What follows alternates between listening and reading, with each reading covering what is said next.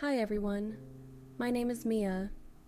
I was born and raised in Ocean View, a picturesque small coastal town nestled in California.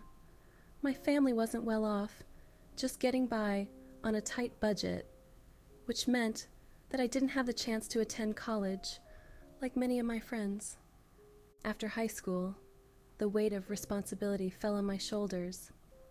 I started working at a local supermarket as a sales clerk to help support my family financially.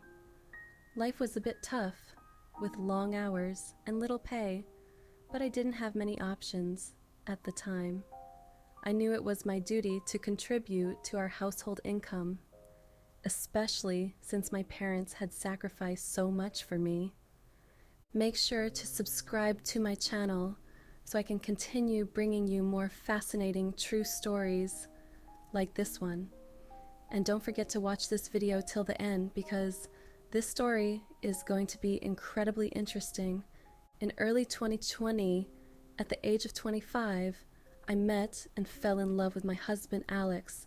He was 3 years older than me, a hard-working man who was passionate about his job as an auto mechanic in a small garage.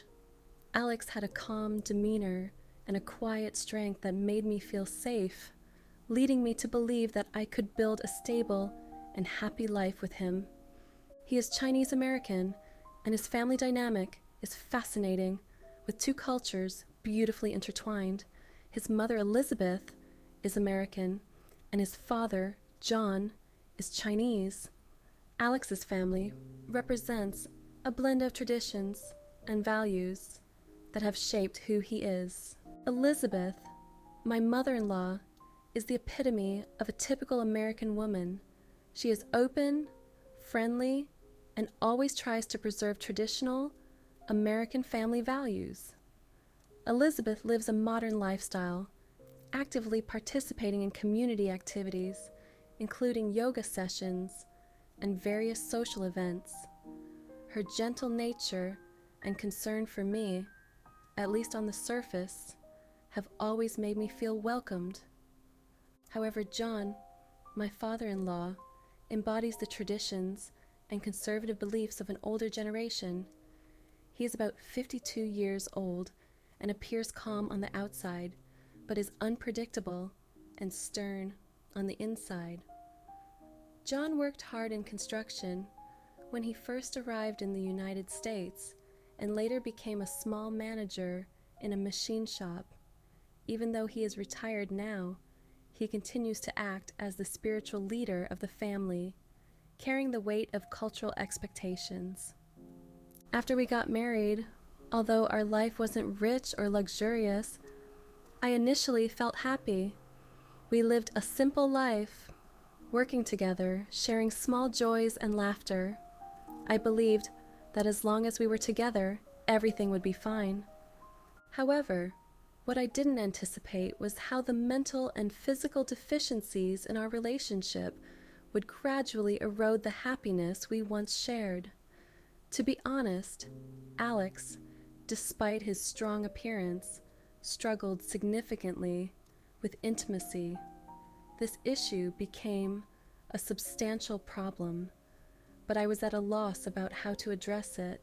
He often faced premature ejaculation, and each time it occurred, I couldn't help but feel a wave of disappointment wash over me. I tried hard not to let it affect our relationship, but the repeated occurrences made our life dull and empty, especially since after more than a year of living together, we still hadn't been able to conceive. This lack of children put immense pressure on my shoulders. As the eldest and only son in his family, the expectations from Alex's family weighed heavily on us. Besides him, there is a younger sister, Lily, who is still in college, and her future regarding marriage and children seems far off. Thus, the responsibility of continuing the family line fell squarely on us, becoming a burden I felt I couldn't escape. The pressure I felt was overwhelming, not only from Alex's family, but also from within myself. I knew Alex felt this pressure too, but he never openly discussed it with me. He tried to avoid the topic by remaining silent and focusing on his work. Meanwhile, I faced the silent questions from Elizabeth and the scrutinizing eyes of John Daly. Their expectations felt heavy and suffocating, and I found myself uncertain about how to navigate these challenges when Alex was unwilling to confront the issue directly. As time passed, the atmosphere in our home became increasingly strained. Every shared meal felt tense, and every encounter with Alex's parents filled me with a sense of dread. One evening, in September 2020, a day that remains vivid in my mind, even today, everything changed in an instant. Alex had a work party that night, so he came home late. Elizabeth had organized a yoga session with her friends, which meant I would be alone with John. I never imagined he could pose a threat. I saw him simply as a family member, even though our relationship was never particularly close. After a long and exhausting day, I took a shower and put on a short dress, wanting only to feel comfortable in my own home. I moved to the kitchen to prepare dinner for the two of us, not thinking anything unusual was happening. It seemed like just another normal meal shared among family. Entering the living room, I noticed John sitting in a chair. His gaze on me was more intense than usual, but I ignored it. I called him to dinner, and he slowly stood up, heading toward the kitchen. At first, everything seemed normal, but a sense of unease settled in my stomach. After dinner, while I was washing the dishes, the kitchen was quiet, except for the relaxing sound of running water. I was focused on my task, unaware that a storm was about to break. Suddenly, I felt a pair of arms wrap around my waist from behind, pulling me close. I jumped and turned around in panic, finding John standing in front of me.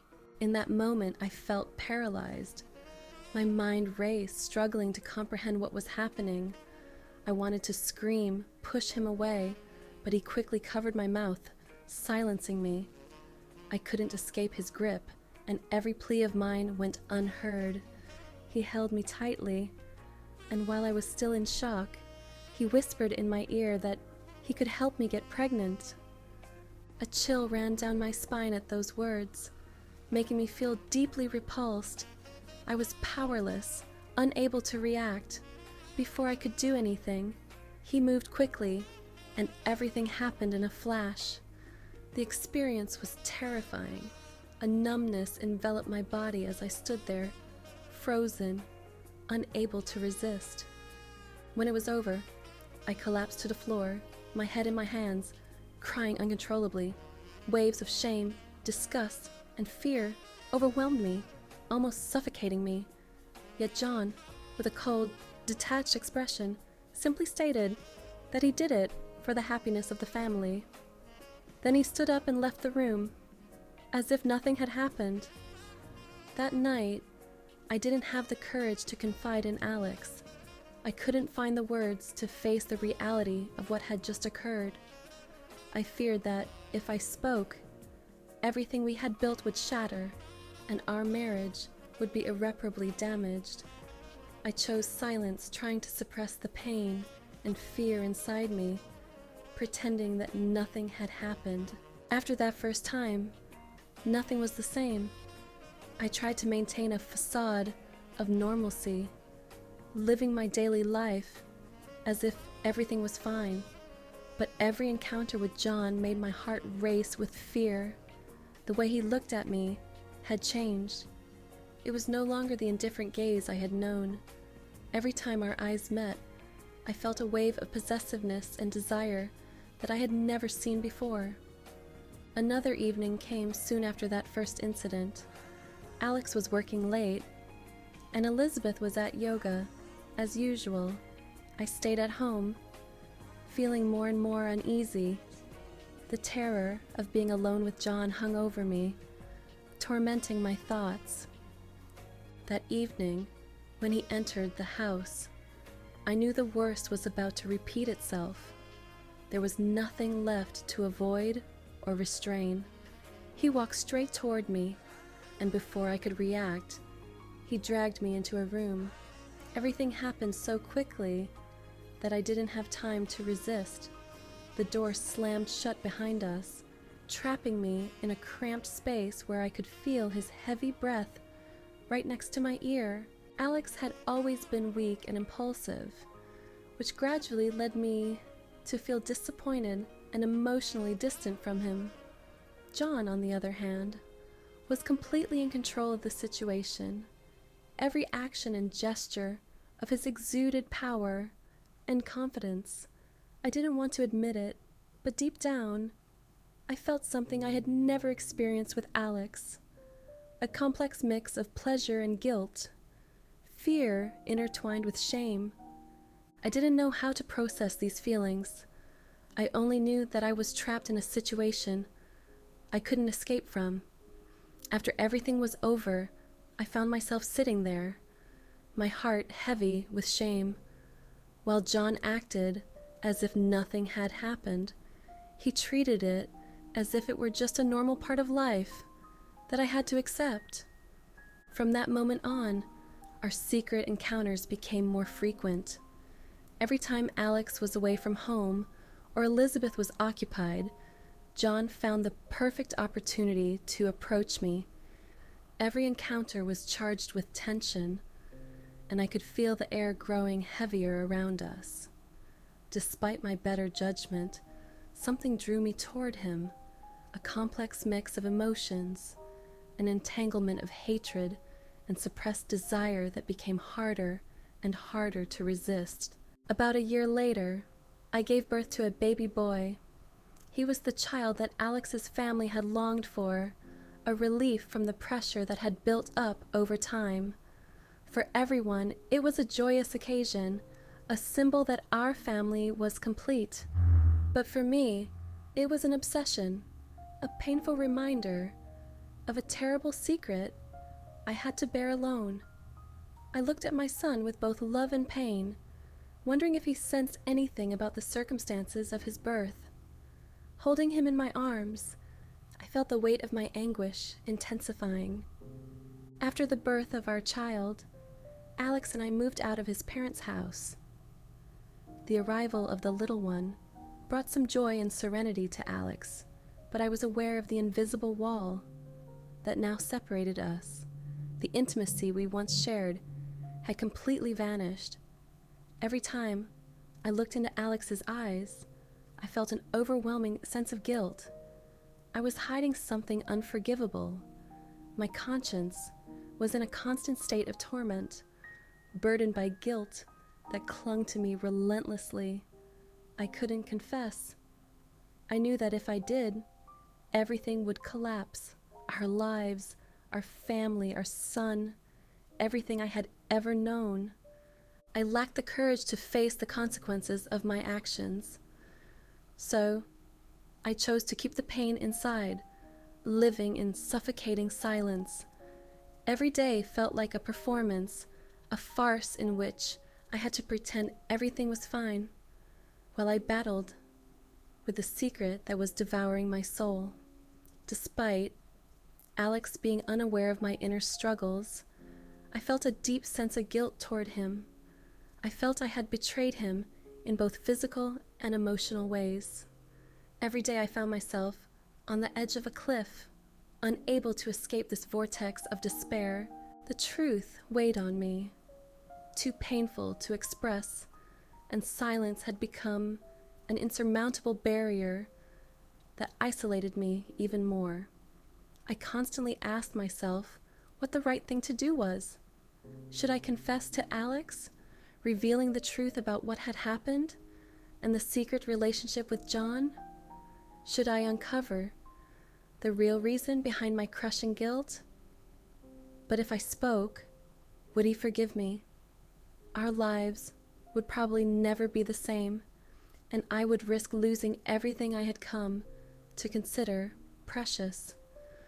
Or should I choose silence, bearing this secret forever? Could I live with this torment if it meant protecting my family and shielding my son from destruction? Yet this silence was becoming unbearable, gnawing at me from the inside, making it harder and harder to escape the pain and shame. I didn't truly know what to do. What would you do if you were in my situation? Should I confess to free myself from this weight, or remain silent to protect my family? I longed for help and advice from anyone who could understand the complex emotional turmoil I was going through. The battle within me was real and ongoing, and I felt desperate, searching for clarity and guidance as I faced an uncertain future.